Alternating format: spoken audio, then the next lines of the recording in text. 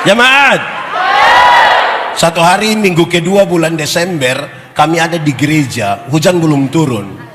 Di NTT itu kan hujan sedikit kan intensitasnya. Takut musim kekeringan di musim berikutnya. Terus dengan beberapa orang saya bilang begini, hujan belum turun ya. Dorang bilang, proyek pak, proyek. Jadi saya heran apa urusan proyek dengan hujan. Terus mereka bilang begini, pak, akhir tahun begini proyek pemerintah banyak, jadi orang tutup hujan. Jadi saya tanya, oh hujan bisa ditutup? Iyo, bagaimana cara? Saya bayangkan penjelasannya ilmiah, masuk akal, bisa dipertahankan terus menerus. Saya bayangkan begitu. Saya bayangkan mungkin awan gelap itu tembak pakai laser kah, atau pakai efek kaca pentulkan saya. Saya bayangkan begitulah. Ternyata bukan itu yang mereka maksud. Mereka bilang, permisi bapak, kita tinggal buang pakaian dalam di atas rumah, hujan tidak turun. Saya bilang, itu celana dalam merek apa ini? Kalau hujan bisa ditutup, kota Jakarta itu tidak akan pernah ada banjir. Tidak akan. Tinggal semua warga Jakarta pegang dia punya. Terus gubernur hitung, 1. Bapak Ibu saudara-saudara, shalom. Yang di luar semuanya shalom. Semuanya shalom. Terus melangkah dengan iman. Jemaat, di sini tidak ada jemaat ini. Jemaat, dari rasa bahasa lebih suka disebut anjing atau domba? Lebih suka disebut anjing atau domba? Yakin? Tapi dua-dua binatang itu. Nah, tapi tidak apa-apalah, dari rasa bahasa memang orang lebih suka disebut domba. Baik saudara-saudara, ini sebuah kisah yang menarik untuk kita memberi jawab terhadap tema ini, saudara-saudara, bahwa perempuan ini mengikuti Yesus dan murid-muridnya karena anaknya sakit. Yang jelas saudara-saudara bahwa orang tua itu biasa tidak tenang kalau anaknya sakit. Orang tua dulu, ibu-ibu, apalagi ketika anak-anaknya sakit, mereka bisa tulis pada diari mereka tulis begini, Tuhan, kalau Tuhan berkenan dengan dia yang sakit, tapi saya yang sakit. Betul? Tapi kemungkinan besar itu ibu-ibu dulu. Ibu-ibu sekarang kadang-kadang tidak begitu. Pas ada anak sakit dia foto. Foto habis dia upload, baru dia tulis begini, Dede sakit, cepat sembuh ya mama, sayang Dede. Habis itu anak punya foto satu, dia punya mama punya 30.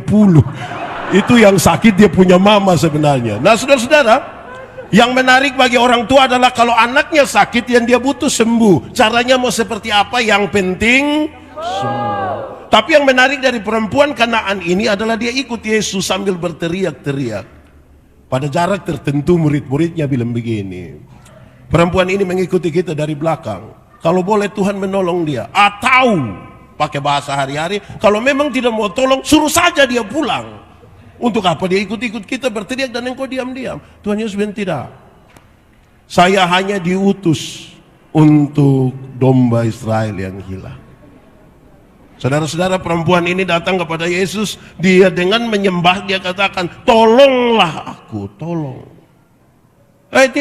Tidak baik kalau roti yang disiapkan untuk anak-anak dibuang kepada anjing. Dan perempuan ini bilang, tapi anjing makan remah-remah yang jatuh dari meja Tuhannya. Kira-kira kronologinya begitu. Tapi saudara-saudara, di awal saya ingin sampaikan ini.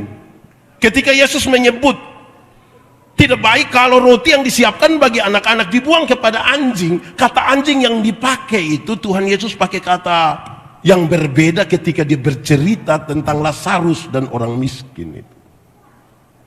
Anjing yang jilat-jilat, borok-borok dari orang-orang miskin itu, waktu itu Yesus sebutkan dengan kata kuon. Kuon itu anjing liar, tidak punya pemilik, dia mengais dari satu tempat sampah ke tempat sampah yang lain, dia berpindah-pindah, kemungkinan dia luka-luka kiri kanan, mungkin tidak enak dibuat RW itu anjing. Iya, luka-luka.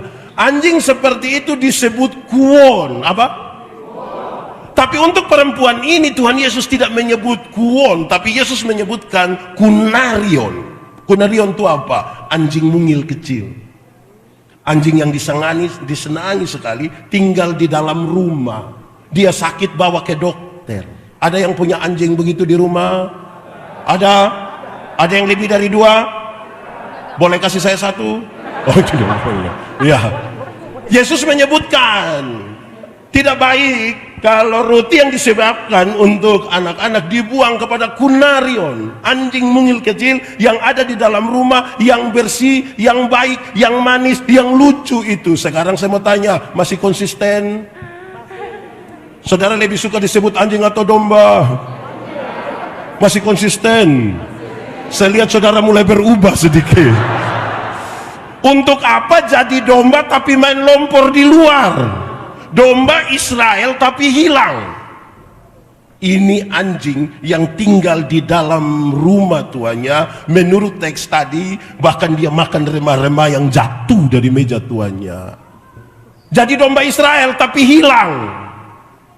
Jadi orang percaya tapi tidak percaya Yesus Kristus. Kenapa lihat saya? Tetap anjing atau domba? Mulai berubah. Saudara-saudara, salah satu ciri dari orang yang tidak beriman adalah berubah-ubah. Mudah-mudahan dia berubah makin baik dari satu hari ke hari yang.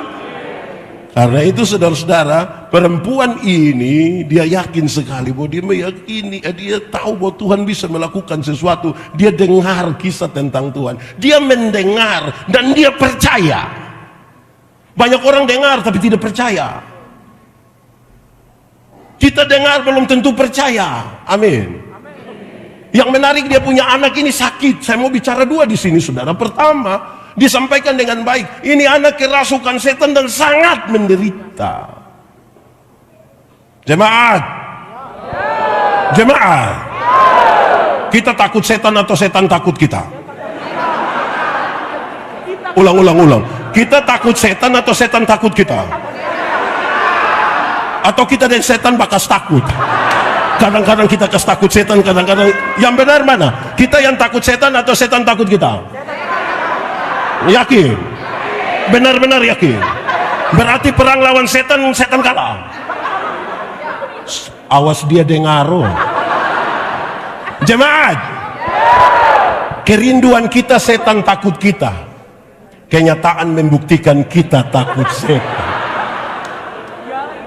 Kerinduan kita menang lawan setan. Kenyataan membuktikan kita kalah lawan setan. Amin. Jemaat, iblis takut pada doa orang percaya, kata firman. Betul? Paulus nasihat jemaat di Efesus, doa orang percaya itu seperti panah-panah api yang tembak itu roh-roh jahat di udara. Dia orang takut itu setan dan kita doa. Tapi ada banyak ibu-ibu hamil di NTT.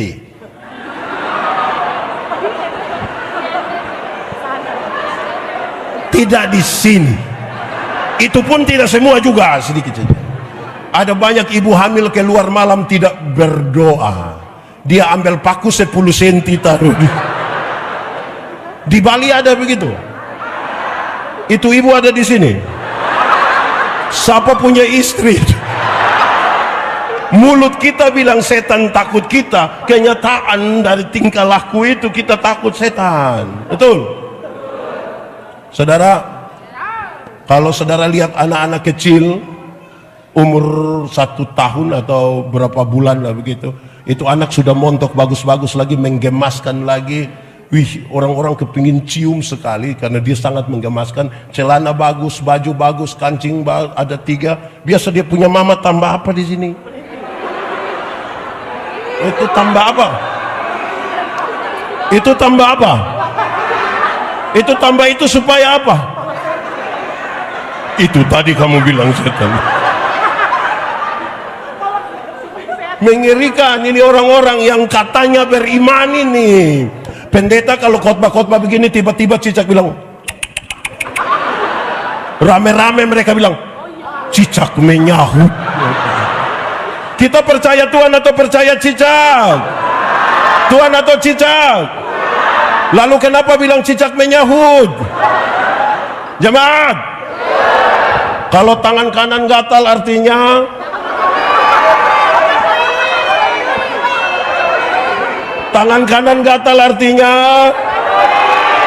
mau dapat uang.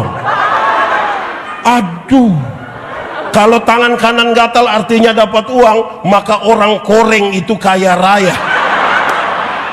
Itu bukan tangan kanan saja yang gatal, semua gatal habis. Jemaat, Alkitab bilang satu-satunya cara untuk dapat berkat ialah kerja. Apa? Kerja, bukan bagatal. Sampai itu kerja.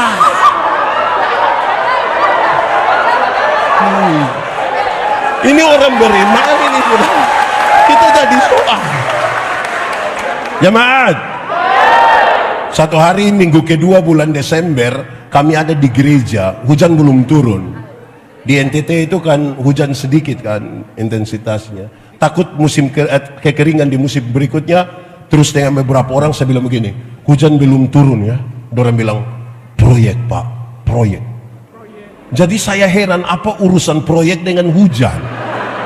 Terus mereka bilang begini, Pak, akhir tahun begini proyek pemerintah banyak, jadi orang tutup hujan.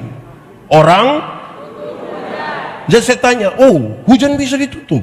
Iya, bagaimana cara? Saya bayangkan penjelasannya ilmiah, masuk akal, bisa dipertahankan terus menerus. Saya bayangkan begitu. Saya bayangkan mungkin awan gelap itu tembak pakai laser kah, atau pakai efek kaca pentulkan saya. Saya bayangkan begitulah. Ternyata bukan itu yang mereka maksud. Mereka bilang, permisi Bapak, kita tinggal buang pakaian dalam di atas rumah, hujan tidak turun. Saya bilang, itu celana dalam merek apa ini? Kalau hujan bisa ditutup, kota Jakarta itu tidak akan pernah ada banjir. Tidak akan. Tinggal semua warga Jakarta pegang dia punya. Terus gubernur hitung, 1. Ya saudara lihat, semua orang beragama, beriman katanya, menjadi Kristen, percaya Tuhan, belum tentu. Sebagai pendeta ini kami jalan-jalan, terus ada yang telepon, Pak Pendeta Yandi, yuk singgah dulu. Di mana? Rumah sakit. Kenapa? Istri kah, suami kah, anak kah, orang tua kah? Ada sakit. Oke, kita pergi. Mereka bilang, sabar, ada pendeta datang. Doa dulu, doa. Pas kami doa habis, mereka bilang begini, Pak Pendeta, ini obat. Ya kalau itu obat begini, suruh saya berdoa supaya apa? Mulut kita mengaku Yesus, hati kita belum tentu percaya kepadanya, belum tentu. Amin. Oke, saya mau tanya kita dulu, yang yakin masuk surga boleh angkat tangan. Separuh kaget-kaget, jauh turun. Yang tidak yakin masuk surga boleh angkat tangan. Oke, yang tidak tahu dia yakin kok tidak angkat tangan. Saudara tahu, bertahun-tahun kita belajar tentang surga dari pengorbanan Kristus. Bertahun-tahun orang melayani saudara, tapi kemudian dia tidak meyakini apa yang dia sampaikan. Dia tidak meyakini apa yang dia doakan, apa yang dia dengar. Lalu kita sebut kita beriman. Itu jadi soal kita. Karena itu saya mau bilang pada saudara-saudara demi nama Tuhan, kekristenan itu bukan agama. Kekristenan itu nilai. Banyak orang beragama. Kekristenan itu saudara-saudara punya 3 tingkatan. Berapa tingkatan? 1, beragama tapi tidak beriman. Ada agama tapi tidak beriman. Orang baptis dia baptis, orang sidi dia sidi. Di sini ada. Betul. Laki-laki atau perempuan? Saudara-saudara, ini Indonesia, agama di Indonesia diatur dalam struktur berbangsa dan bernegara. Kita punya KTP harus tulis agama. Semua orang menjadi beragama, beriman belum tentu. Kedua, tingkatan pertama tadi apa?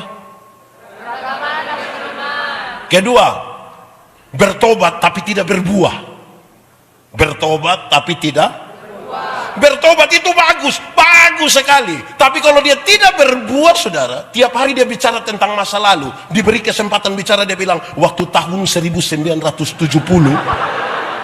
pindah ke satu tempat, dia ulang lagi, waktu tahun 1970, pindah lagi ke satu tempat, dia ulang, waktu tahun 1970, satu saat dia baru berdiri, orang baku korek bilang, 1970. Di Eklesia ada begitu. Dia ada di sini sekarang. Dia pakai baju warna apa? Dan nanti kamu bagus. Bertobat, subai, tapi tidak berbuah. Yang paling tinggi dalam kekristenan. Pertama tadi apa? Kedua? Bertobat tapi tidak berbuah. Yang ketiga yang paling tinggi adalah berbuah. Sama-sama. Dalam hal inilah Bapakku dipermuliakan, yaitu jika kamu berbuah. Jemaat, berbuah bagi Tuhan gampang kok susah? Saudara, ini suara hilang-hilang, macam sinyal putus-putus itu. Ulang, jemaat. Berbuah bagi Tuhan gampang kok susah? Susah kok gampang? Gampang kok susah? Susah kok gampang? Gampang. Ranting yang melekat kepada pohonnya, buah keluar dengan sendirinya tanpa disuruh. Jemaat, pernah lihat pohon mangga? Pernah lihat pohon mangga berbuah? Pernah lihat orang Bali paksa pohon mangga berbuah? Pakai ancam-ancam begitu, pernah? Di pohon, yang cari makanan bagian pohon apa? Dia kirim kemana? Ke daun lewat, di daun ada proses apa? Kemudian dikirim ke ranting, buah keluar dengan sendirinya. Banyak orang rindu berbuah tapi tidak mau melekat kepada pohon. Akhirnya buahnya ada tapi buah plastik. Pernah lihat jeruk plastik? Pisang plastik? Alpukat plastik? Enak? Anak sekolah minggu saja tahu Yesus pokok dan... Saudara tidak tahu lagu ini? Lalu kenapa suruh saya solo? 3, 4. Yesus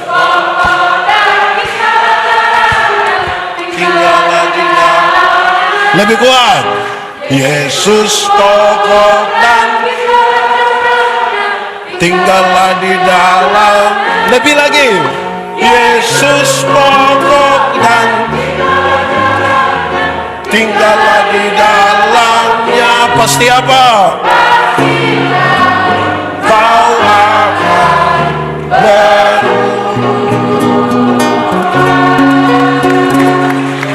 ya, itu tanda orang beriman. Lebih lagi, jemaat.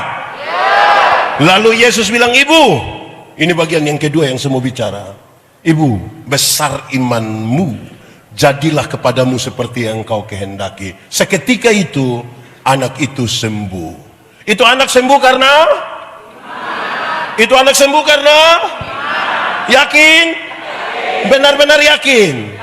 Berarti itu anak sembuh karena iman, betul? Tidak betul. Pak Pendeta, kok bisa begitu? Iya, kalau memang itu anak, itu ibu punya iman sudah sangat besar dan dapat menyembuhkan sakit dari anaknya, dia cari Tuhan Yesus untuk apa lagi? Kalau imannya sudah sebesar biji sesawi dan dapat memindahkan gunung ke laut, dia cari Tuhan Yesus untuk apa lagi? Jemaah, itu anak tidak sembuh karena iman. Itu anak sembuh ketika Tuhan Yesus bilang begini, maka jadilah. Sama-sama, maka jadilah. Saudara boleh beriman, tapi kalau Tuhan bilang tidak, tidak. Betul? Betul?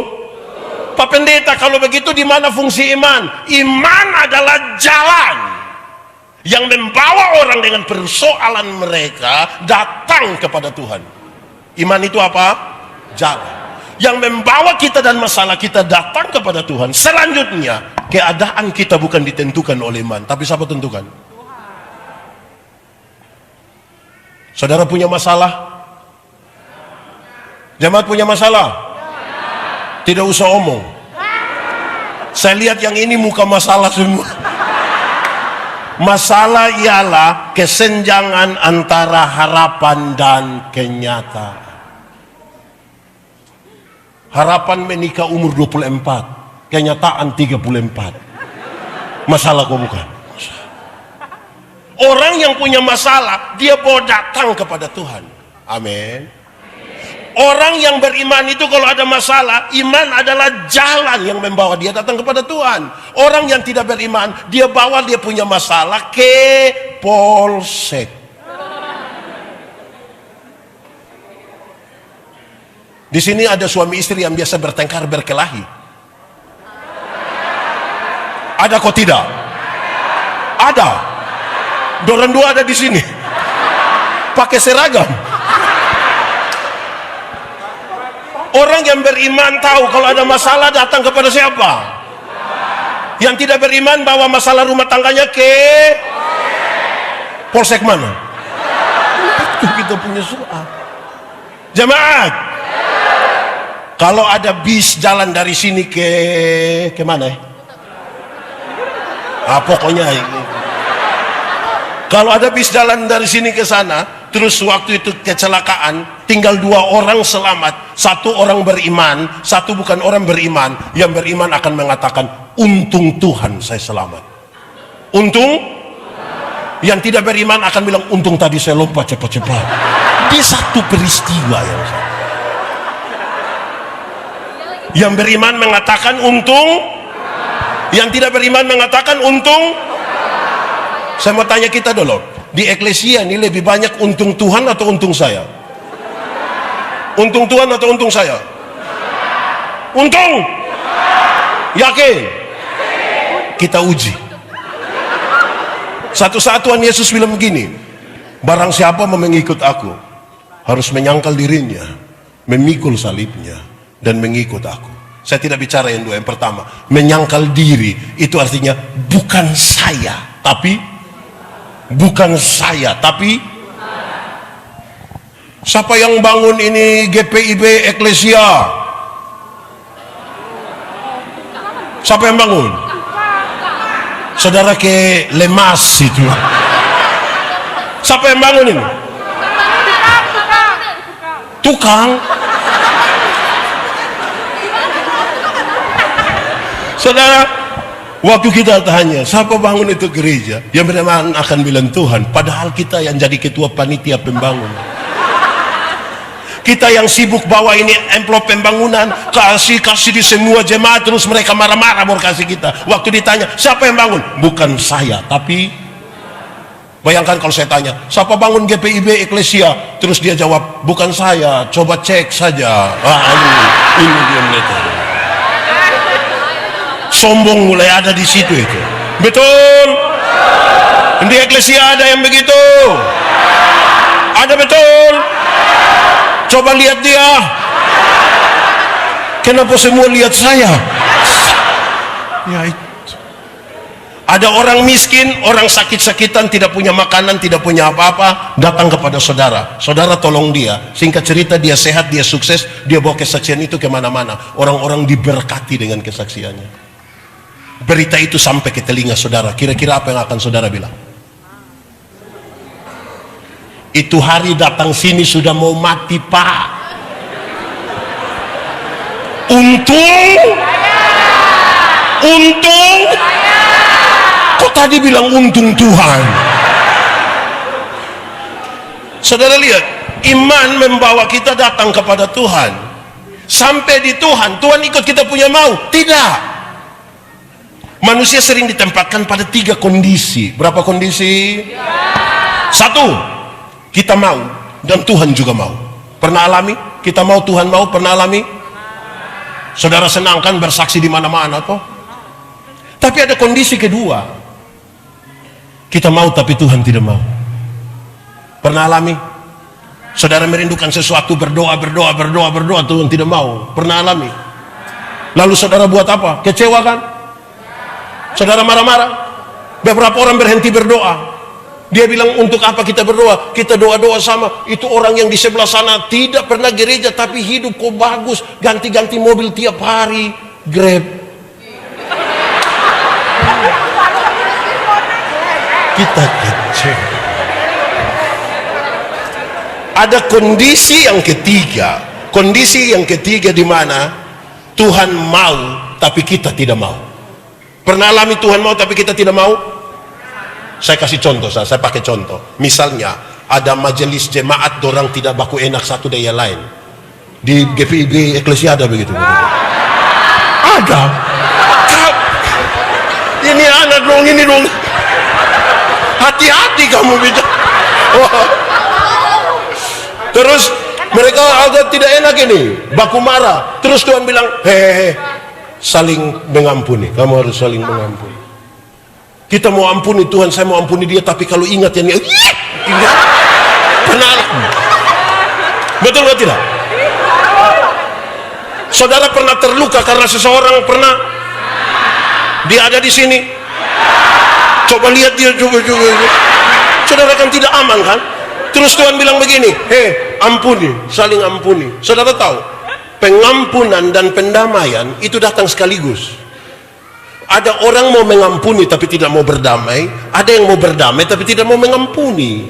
Yang mau mengampuni tapi tidak mau berdamai selalu bilang begini, Pak Pendeta, untuk marah saya tidak marah, untuk marah saya tidak marah. Kita mau marah buat apa? Kita sudah tua-tua begini ini. Dia mau datang pun silahkan, rumah ada. Tapi untuk saya pergi ke dia, maaf. Pernah dengar itu kalimat? Pernah dengar? Ada yang kebalikan dari itu. Mau berdamai tapi tidak mau mengampuni. Yang mau berdamai tapi tidak mau mengampuni itu banyak terjadi di anak-anak kecil. Anak kecil itu kalau mereka main kelereng terus berkelahi, dia punya orang tua bilang, hehehe, damai, ayo damai, ini kau saudara ini, damai. Nah kita nih kalau berdamai kan biasa jabat tangan toh, itu dia punya cara jabat tangan tuh. Hei, kami di NTT itu kan pakai cium hidung kan, cium. Ini yang kau punya saudara, besok-besok yang kau sakit bukan kelereng yang bantu, saudara yang bantu, ayo. Itu dia punya cara cium dong. Berdamai. Tidak tulus. Oke, lanjut jemaat. Saudara masih percaya bahwa dalam iman itu Tuhan menyertai saudara? Amin. Ada mujizat. Saudara ingin menikmati itu? Saudara waktu bawa datang kepada Tuhan, biarkan Tuhan mengatur sesuatu dan tidak usah atur Tuhan di situ. Biar Tuhan bekerja. Saya ingat saudara-saudara, saya melayani kira-kira 1,5 tahun di Alor. Di sini ada orang Alor. Mantap lah. Ini kita dan kita jadi. Oke. Saya di Alor. Saya rindu mau ketemu satu jemaat, satu rumah tangga, bukan satu. Pokoknya saya pergi malam. Jam 9 saya sampai di sana. Orang sudah tidur, jadi saya marah. Sedu sudah tidur. Jadi besok jam 10 baru saya datang. Saya datang orang sudah banyak-banyak di rumah itu. Saya bilang, jemaat, kamu banyak-banyak di sini kenapa? Bapak, ibu di ini rumah sudah mati. Tahu mati? Tahu mati kok tidak? Meninggal itu yang mati kok tidak? Dorang sudah kasih mandi, ini ibu sudah pakai kebaya bagus-bagus, kasih tidur di dalam satu ruangan dalam rumah mereka. Saya datang begini, dia pun suami tahu saya datang. Dia pun suami keluar bawa anak mereka 3 orang masih kecil-kecil. Suaminya berlutut pegang saya pun kaki, dia bilang begini, Bapak, saya mau buat apa ini 3 orang anak? Saya bilang, saya tidak tahu. Memang saya tidak tahu. Dia punya bapak kandung, saya tidak tahu kenapa saya harus. Saya tidak tahu. Terus saya kasih bangun dia bawa saya masuk di dalam rumah. Pas kami baru duduk, dia bilang, Bapak doa dulu. Saya berdiri di pintu kamar tempat ibu itu ditaruh. Ada orang duduk di dalam. Dengan iman saya berdoa, Tuhan, jangan kecewakan iman kami. Amin. Saya duduk kembali. Belum 5 menit itu ibu bangkit. Orang-orang dari dalam kamar lagi keluar semua. Ini ibu menuju saya. Dia bilang, Bapak, saya jalan terlalu jauh, saya haus. Saya bilang, Cari kasih dia air karena saya takut. Iya, orang mati bangun langsung jalan begini wajah. Saya takut. Jemaat, berita beredar di itu kampung, Pak Manobe itu kalau berdoa orang mati, saya jalan begini. Lewat 3 hari kemudian datang satu anak muda, dia bilang begini, Bapak, ya nenek sakit berat. Saya bilang, engkau punya maksud? Bapak doa dulu. Saya bilang, kenapa tidak kita berangkat sekarang? Let's. Kami sampai sana. Nenek itu dong kasih tidur begitu. Pas sampai dia bilang, Bapak, ini nenek. Bapak doa dulu. Dengan iman yang sama, kalimat yang sama, saya bilang, Tuhan, jangan kecewakan iman kami. Amin. Saya duduk kembali. Belum 5 menit itu nenek mati.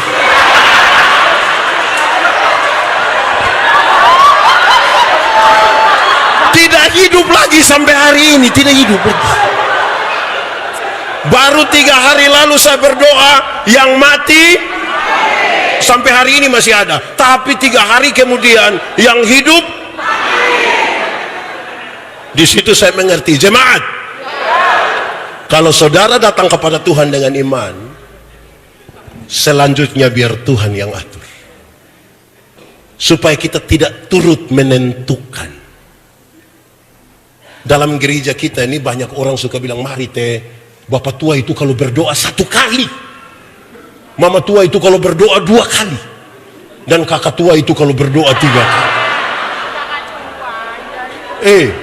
Jemaat, dalam iman ketika engkau berdoa, kekuatan doa bukan pada tangisan dan teriakan. Yang dimaksud dengan doa itu kekuatannya adalah pada penyerahan total.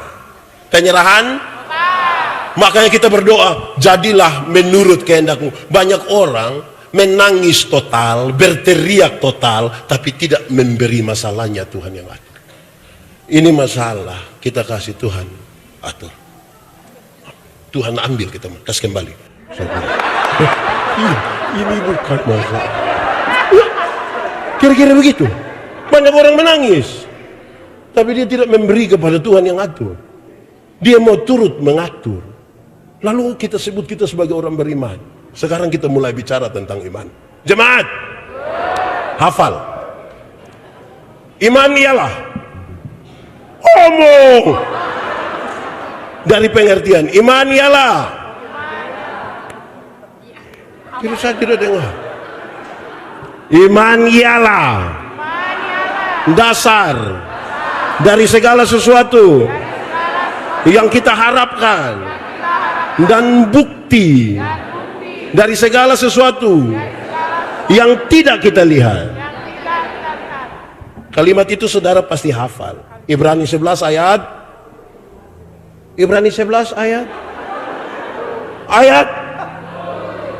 ini.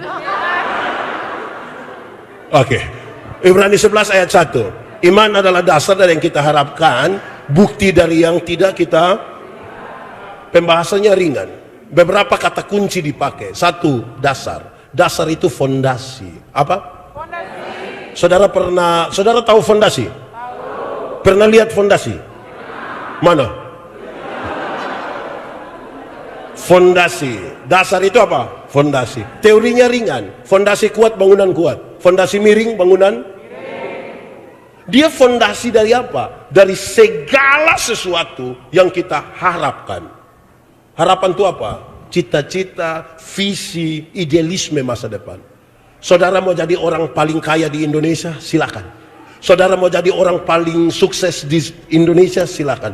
Yang ibu-ibu, yang nona-nona mau jadi perempuan tercantik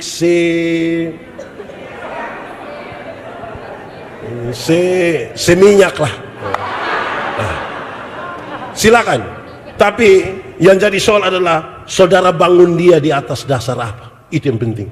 Karena orang tidak beriman pun, dia mau jadi paling pintar, dia mau jadi paling sukses, dia mau jadi paling cantik, dia mau jadi yang paling kaya. Yang membedakan kita adalah kita membangunnya di atas dasar apa. Itu dia punya soal. Bukti. Bukti dari apa? Bukti dari segala sesuatu yang kita lihat atau tidak lihat? Lihat atau tidak lihat? Pada saat yang sama orang ingin melihat baru percaya. Lalu definisi iman dan tidak. Dia bukti dari yang kita tidak lihat. Bagaimana menggambarkannya? Arsitek. Saudara tahu arsitek?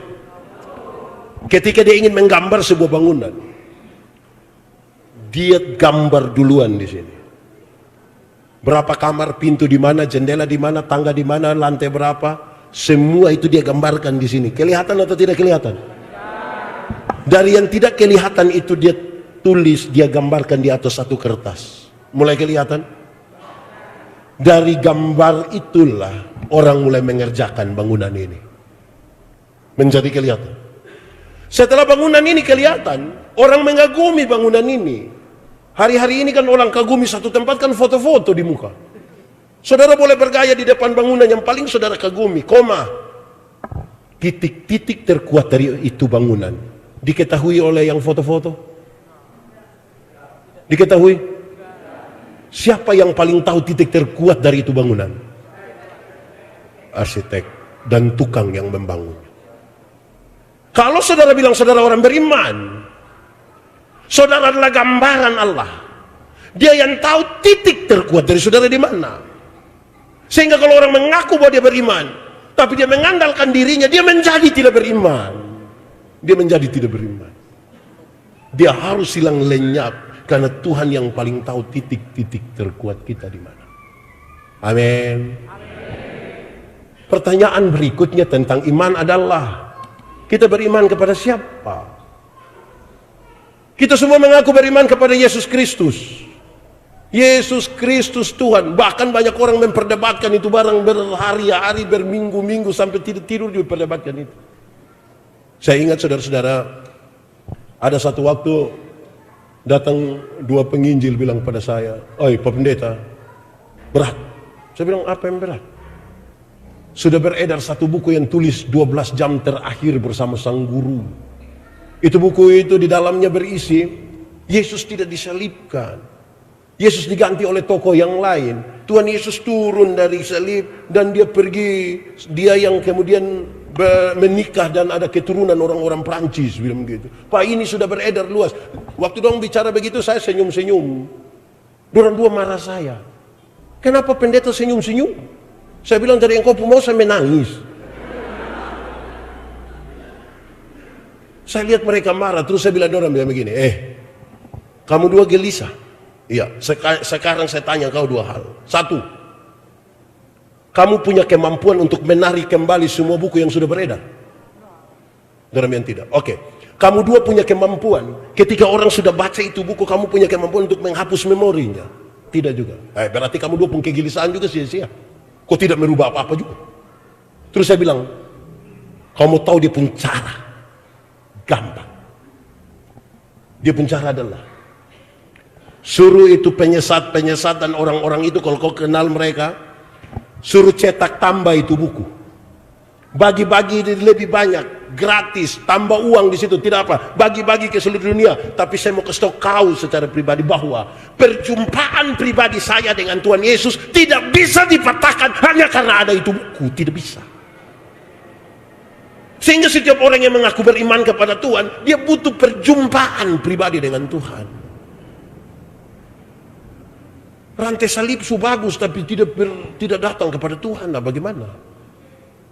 Itu kita persoal.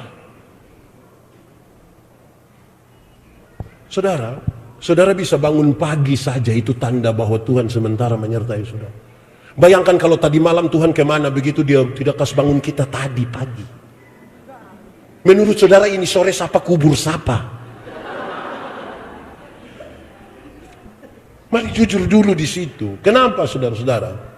Waktu saudara bicara tentang Tuhan Yesus itu minta kita ringan-ringan saja. Tuhan Yesus bilang kepada kita, jadilah saksiku. Jadi Jadi saksi Tuhan cukup. Tidak usah jadi pengacara untuk Tuhan Yesus. Apalagi jadi hakim. Ada banyak orang berusaha membela Yesus. Tidak usah. Tuhan Yesus terlalu kuat membela dirinya. Bahkan kita ini yang harusnya dibela. Banyak orang jadi hakim malah. Untuk semua orang menjadi salah dan dia benar sendiri. Jadi hakim. Saksi. Saksi itu apa? Melihat, mengalami, merasakan. Kemudian silakan katakan kepada orang lain. Saya melayani di Sabu. Ada yang orang Sabu? Mantap. Di pulau bagian selatan itu ada Pulau Dana. Itu tidak ada penghuni. Saya melayani 5 tahun di Pulau Sabu. Mau bawa pemuda ke Pulau Dana. Kami tidak jadi pergi juga.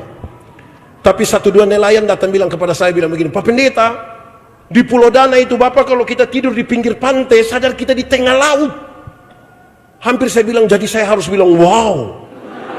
Tapi saya lihat dia terlalu semangat. Pak Pendeta, kita tidur di pinggir pantai, sadar di tengah laut. Kok? Iya. Ama pernah ke sana? Tidak. Bagaimana orang percaya pada kesaksianmu kalau engkau sendiri tidak pernah mengalami sesuatu dengan Tuhan, tapi engkau bilang engkau beriman? Saudara, hal ini kemudian menjadi serius. Barang siapa percaya kepadaku, melakukan pekerjaan-pekerjaan yang aku lakukan. Yohanes 14 ayat 12. Yang menarik itu perikop. Yohanes 14 ayat 6 bilang begini. Akulah jalan, kebenaran dan barang siapa percaya kepadaku. Tapi di ayat yang ke-12 dia bilang begini. Barang siapa percaya kepadaku, beriman kepada Yesus Kristus tadi, melakukan pekerjaan yang Tuhan lakukan. Nah ini menarik. Mari kita lihat. Saya pakai contoh. Saudara lihat. Saudara percaya pada Tuhan Yesus? Beriman bahwa Yesus Kristus juru selamat? Betul. Betul. Berarti saudara beriman Yesus Kristus juru selamat. Amin. Berarti yang Tuhan Yesus buat saudara mau buat.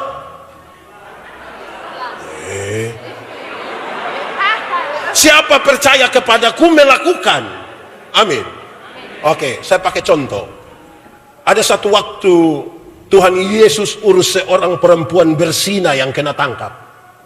Supaya nanti kalau ada orang berzina, urus pakai cara Yesus. Karena kita percaya.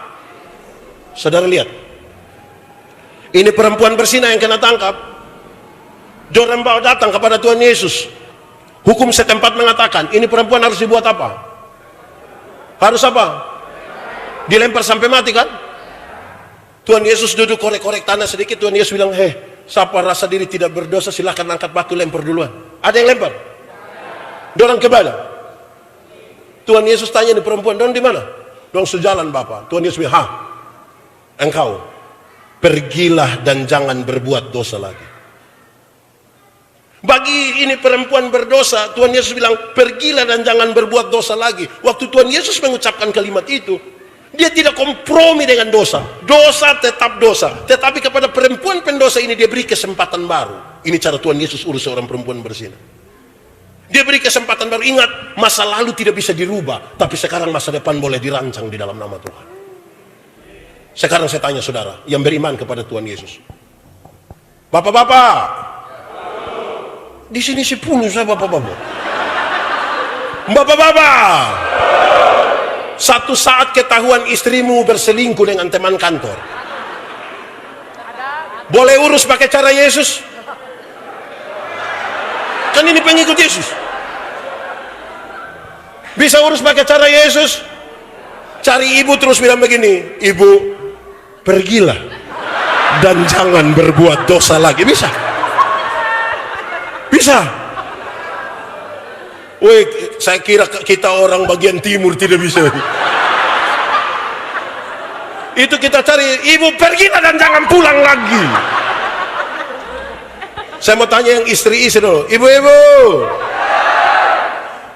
20 saja. Ibu-ibu, Satu saat ketahuan suamimu berselingkuh dengan teman kantor, bisa urus pakai cara Yesus? Lalu saudara beriman kepada siapa? Cari suami terus bilang begini, papa pergilah dan jangan berbuat dosa lagi. Pasti papa bilang puji Tuhan. Jemaat, banyak kami pendeta ini kan urus banyak hal begitu. Banyak ibu-ibu tidak begitu. Tahu suaminya berselingkuh, dia berdiri baik-baik di muka pintu pakai bahasa Kupang, dia bilang begini, kau kira kau sendiri yang bisa?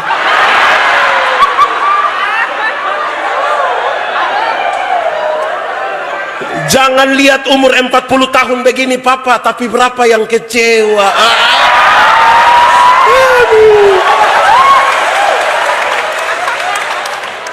Saudara kan ingin melangkah terus bersama Yesus kan? Ya melangkah mesti ikut dia pucara nah.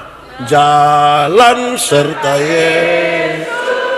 Jalan sertanya setiap hari. Jalan serta Yesus sampai kapan? Serta Yesus selamanya. Di waktu apa? Jalan dalam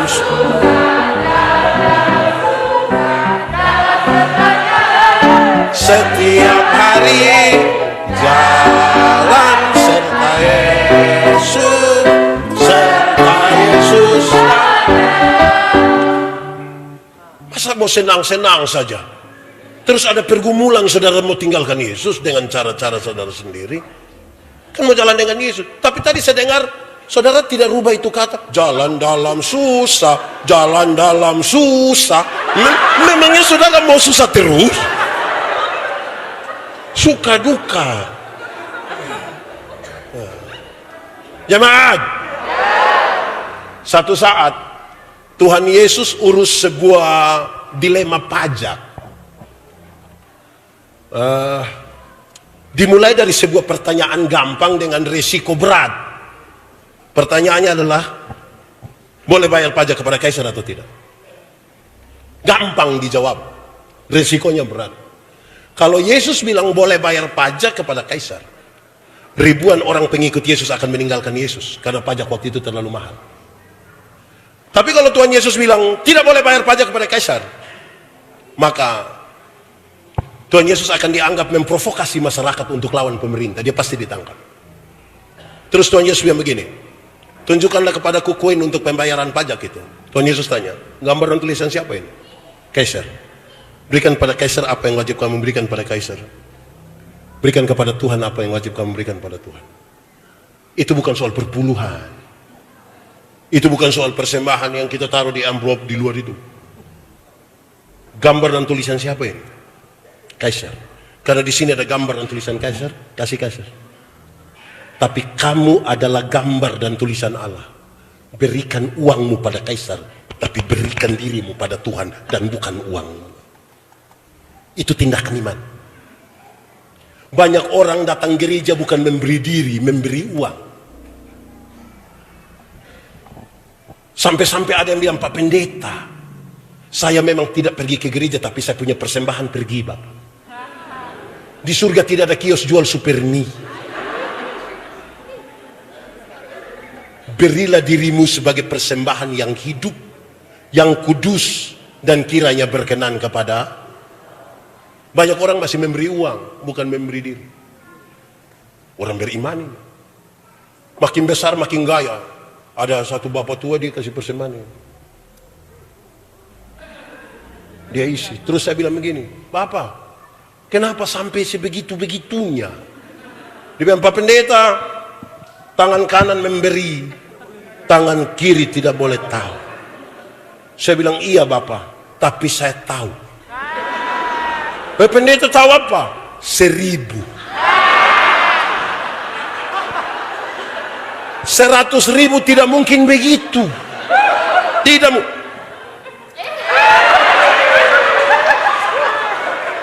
Sudah begini lagi pakai batuk-batuk lagi.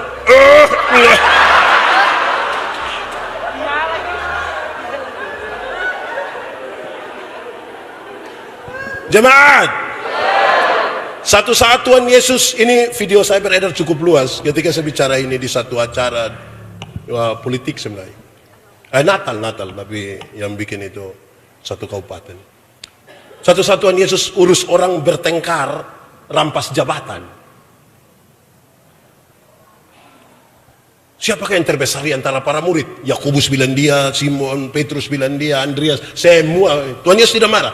Jabatan itu kebutuhan. Prosesnya menjadi penting. Tuhan Yesus ambil satu anak kecil, datang taruh di antara mereka. Tuhan Yesus bilang begini, barang siapa mau menjadi yang terbesar di antara kamu, hendaklah dia menjadi yang terkecil. Selesai. Tidak pakai pendekatan dengan pimpinan, tidak. Tidak pakai bawa ayam kok, tidak.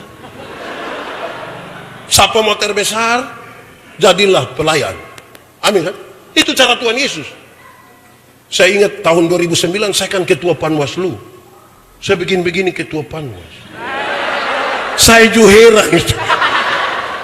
Datang satu caleg bilang kepada saya, Pak Pendeta, kira-kira saya bisa jadi anggota dewan kok tidak? Saya bilang yang macam Bapak begini tidak bisa. Kok Pak Pendeta yakin sekali? Iya. Kenapa? Bapak ini saya minta tolong jadi penatua diaken yang hanya urus 20 kakak saja Bapak tidak mau. Tapi Bapak mau urus kami semua, saya yakin tidak jadi. Habis pemilu ternyata dia tidak terpilih. Dia datang cari saya dengan Pak Pendeta. Kenapa? Ternyata Bapak mulut panas betul. Saya bilang ini bukan soal mulut panas. Anda yang tidak terbiasa setia pada perkara-perkara yang Tuhan bilang kalau engkau setia pada perkara-perkara yang kecil, kepadamu dianugerahkan. Anugerahkan itu berarti duduk diam-diam kok dia kasih. Bukan mau pemilu baru datang cari saya kau bilang, Bapak kita dua saudara. Saudara apa muka beda? Tidak bisa. Setia saja pada perkara-perkara kecil, nanti Tuhan kasih perkara yang besar. Amin kok. Saya tidak tahu di eklesia Bapak Pendeta, Mam Pendeta, tapi di banyak gereja, saya keliling banyak gereja, ada banyak kita tuh bisa menyanyi, tapi dong tidak mau menyanyi di yang acara-acara kecil-kecil. Kadang-kadang ibadah minggu tuh betul-betul lolos dari penyanyi. Pendeta tanya, ada paduan suara, vocal group?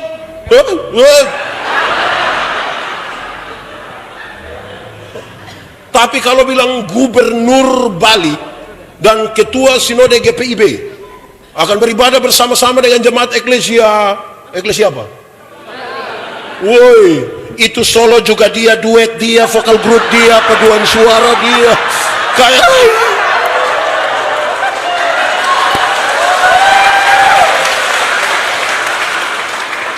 itu karunia makam puji. Kasih kita mau jalan dengan Tuhan ini. Amin kok. Saya tidak tanya di sini ada kok tidak. Saya tidak tanya kenapa jawab. Satu saat Tuhan Yesus urus sebuah dilema sosial, ketimpangan sosial, dengan kalimat yang cukup berat. Tuhan Yesus bilang begini, kalau nanti ada orang menampar pipimu yang kanan, berikanlah pipimu yang di eklesia sudah ada yang bisa begitu. Saya taruh dia di sini berbilang, Bapak minta maaf ini. Ada yang bisa. Apa sih maksud Tuhan Yesus? Menampar pipi kanan akan dilakukan dengan dua cara. Pertama pakai tangan kiri. Tradisi itu mengatakan tangan kiri hanya boleh pakai untuk pegang barang haram. Atau yang kedua, menampar pipi kanan akan pakai punggung tangan kanan. Hanya boleh dipergunakan oleh para tuan untuk menampar budak-budaknya. Sekarang Tuhan Yesus ajar, kalau ada orang menampar pipimu yang kanan, pakai tangan kirinya, menganggap engkau haram atau budak, berikan pipi kanan. Supaya dia mau mengangkat tangan kanannya, di situ dia tahu bahwa di hadapan Tuhan kita dua sama. Fungsi sosial kita mungkin beda, tapi kita sama. Supaya pelecehan kepada kemanusiaan itu kita jauhkan. Kadang-kadang kita dalam gereja, tapi kita saling melecehkan satu dengan yang lain. Bilang kita ikut Tuhan, tapi saya mengalami saudara-saudara, sebagai pendeta ini kadang-kadang kalau saya pilih melayani yang orang kaya itu, saya serius. Mama, kita doa mama untuk ini. Akhirnya itu orang kaya dia tidak omong, saya omong kembali kasih dia. Tapi kalau melayani orang miskin itu kita datang-datang, tutup mata kok kita berdoa, tutup mata kita berdoa. Mati itu juga Tuhan berkenan, Tuhan berkenan. Saya ingat saya punya kisah, satu orang marah saya dan ini kisah, tapi namanya saya punya nah. Ada satu pendeta dia pergi ibadah nih. Ada acara pesta, duduk di samping nenek-nenek satu janda tua. Ini nenek-nenek bilang, Pak Pendeta, tanggal 14 Bapak Pendeta bisa pimpin ibadah di rumah kah? Terus Bapak Pendeta bilang, aduh, saya sibuk. Nanti ini penatua saja yang pergi ya. Iya Bapak. Tidak apa-apa kok. Tidak apa-apa Bapak, tidak apa-apa. Dorang pergi ambil makanan, duduk sama-sama lagi, basa-basi Pak Pendeta tanya, bilang, Mama, mau bikin apa? Kau bikin ibadah? Ada apa mau bikin ibadah? Terus ini ibu tua bilang begini, tidak. Saya punya anak laki-laki yang pertama itu dia baru saja dilantik jadi komisaris bank. Dia ada mau titip berkat sedikit.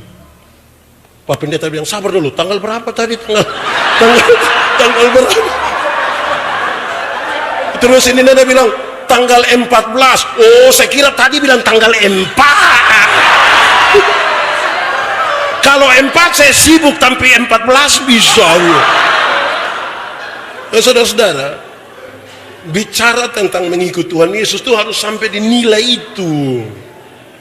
Nilai itu membentuk tindakan. Cara berpikir itu membentuk tindakan, tindakan membentuk kebiasaan, kebiasaan membentuk budaya, budaya membentuk karakter. Dia lebih tinggi dari sekedar kita punya aksesoris. Amin kok. Sekarang kalau kita bicara tentang melangkah, saya kira saya jangan ngomong terlalu lama.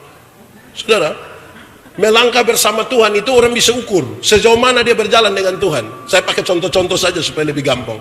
Contoh, saudara pernah jalan kaki? Pernah? Kemana? Saudara kalau jalan kaki bisa kan? Koma, tapi jarak tempuhnya dekat. Karena saudara jalan kaki dan jarak tempuhnya dekat, kekuatan full ada pada saudara. Saudara tidak butuh orang lain, bahkan Tuhan pun saudara tidak butuh. Sekarang lebih jauh sedikit. Pernah naik ojek? Apalagi Grab? Pernah? Ya motor, pernah? Dia gas. Saya yakin yang di belakang akan korek dia. Adik, pelan sedikit. Kenapa? Saya punya dada tidak bisa. Ibu hanya bayar 5.000. 5.000 kenapa? Kalau 5.000 tidak pakai rem ibu. 10.000 dulu baru pakai rem. Apa maksudnya? Semakin jauh berjalan, kita mulai ada rasa takut. Lebih jauh lagi, naik bis. Pernah?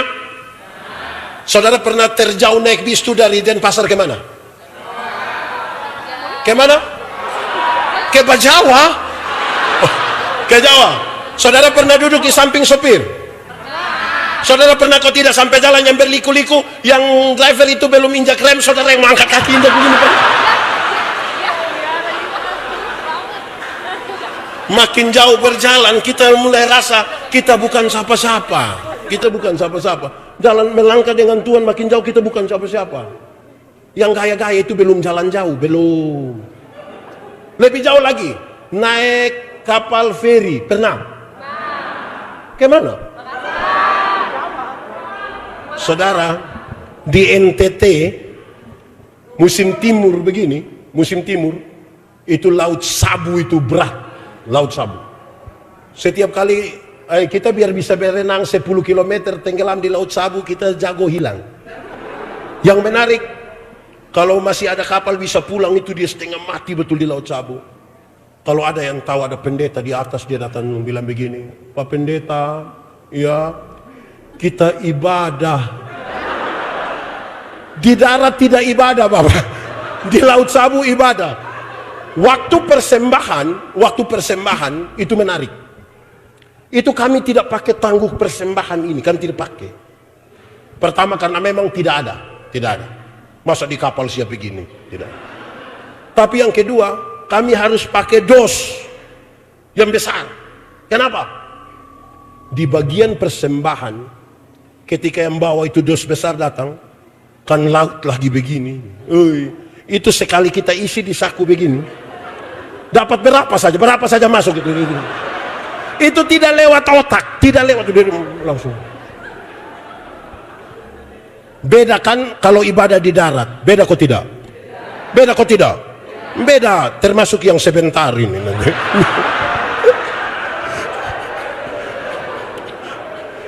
Kalau kita ibadah di darat, yang bawa persembahan itu datang, sekali kita isi tangan di saku, itu macam agak lama begitu.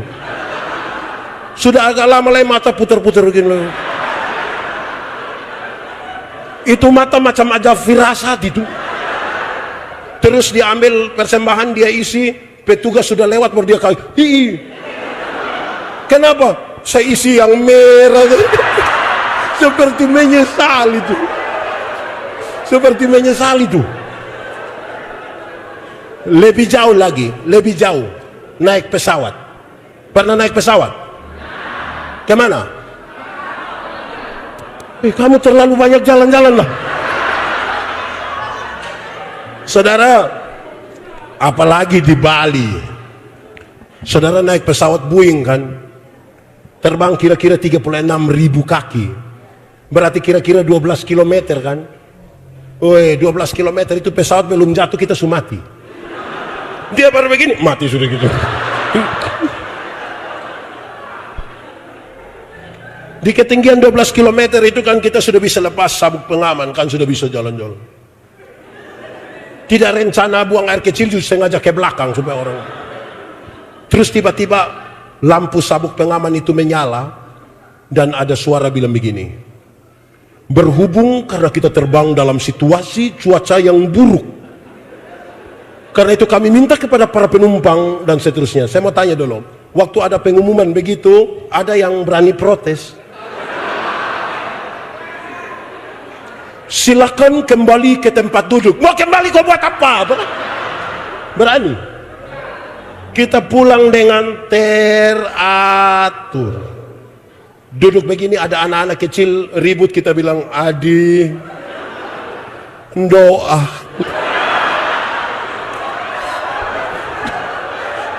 Semakin jauh berjalan, kita bukan siapa-siapa. Jemaat, di 12 km itu kecepatan pesawat kira-kira 900 km per jam. Kalau 900 km per jam itu Rossi juga kalah. Kalau Rossi saja kalah, apalagi anak ojek orang yang tadi itu lebih kalah. Jemaat, di kecepatan seperti itu kan dia tabrak awan, dia guncang kan. Waktu dia guncang itu banyak orang langsung bilang, Yesus.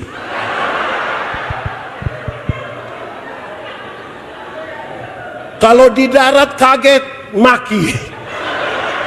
Saya belum pernah dengar orang maki di pesawat, belum pernah.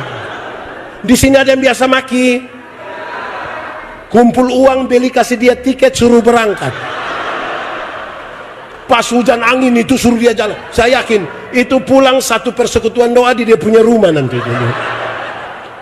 Semakin jauh berjalan, kita sadar kita bukan siapa-siapa. Kan kita mau melangkah dengan iman dengan Tuhan ini. Amin. Jemaat, pernah ke pantai? Pantai mana? Pergi dengan siapa? Buat apa? Saudara, kalau saudara pergi ke pantai, bermain di pinggir pantai, airnya hanya segini. Saudara bisa ribut-ribut, bisa sirak. Karena pinggir pantai. Coba masuk barang 500 meter ke dalam. Di pinggir pantai kan saudara bilang, foto saya dulu. Pinggir pantai. Coba masuk 500 meter ke dalam, angin dan perahu sudah mau terbalik. Woi, perahu sudah mau terbalik, tolong foto dulu, foto.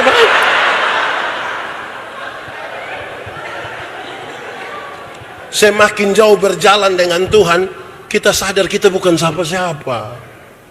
Kita menjadi sangat kerdil di hadapan Tuhan. Kalau orang melangkah bersama Tuhan, dia tidak akan menemukan orang lain. Dia tidak akan pernah menemukan dirinya. Dia temukan siapa? Tuhan. Orang yang melangkah dengan Tuhan itu tidak akan pernah kecewa.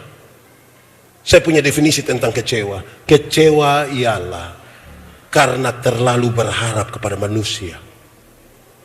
Siapa yang terlalu berharap pada manusia akan berjumpa dengan satu kata yang namanya kecewa. Kalau kece saja tidak apa-apa. Tapi kalau tambah wah itu yang apa-apa. Harap akan Tuhan, hai jiwa, Dia perlindungan dalam susah.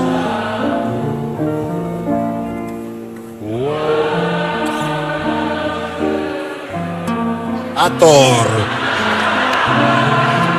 berserah karena habis malam pagi mereka dalam derita, dalam derita dan kemelut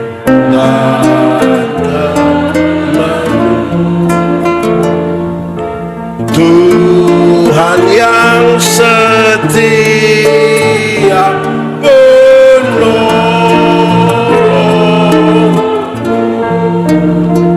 Bagian paling terakhir saya akan bicara sedikit tentang perbedaan ini.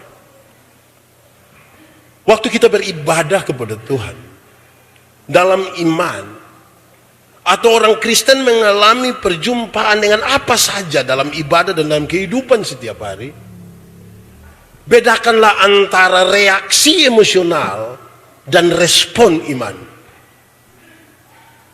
Reaksi emosional dan respon iman itu dua hal yang berbeda.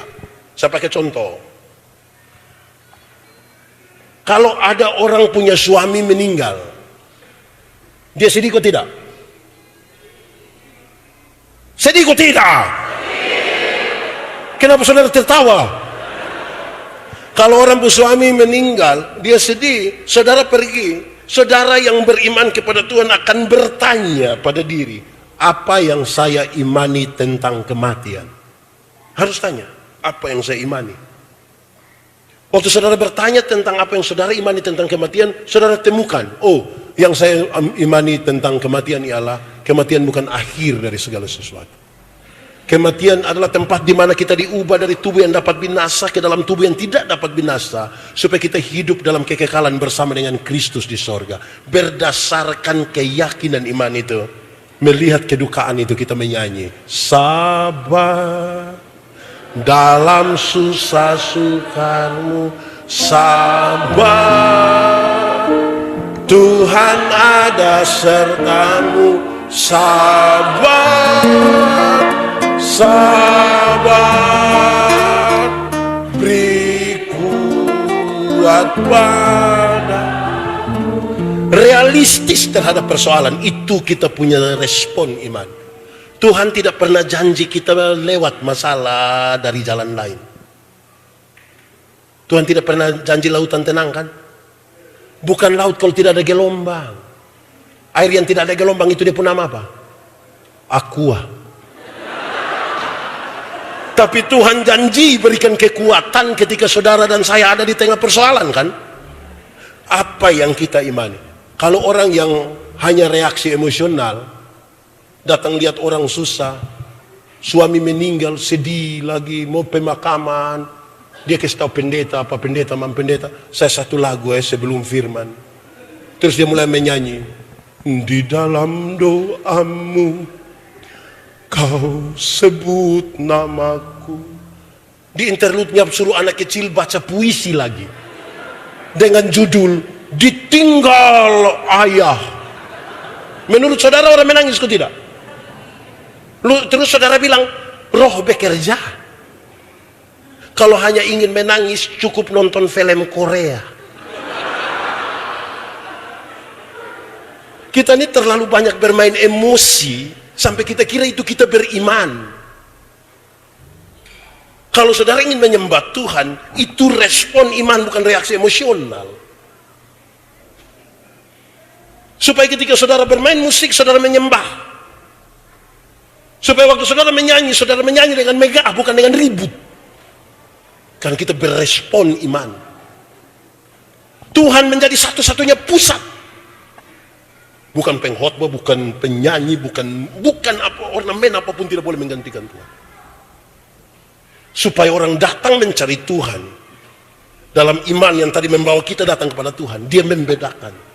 Dia tidak sementara datang mencari kepuasan, tapi dia mencari kemuliaan. Masih banyak orang cari kepuasan. Dorang cek-cek hari Minggu nanti siapa yang khotbah. Pendeta, di GPIB ada begitu, mama ada tuh.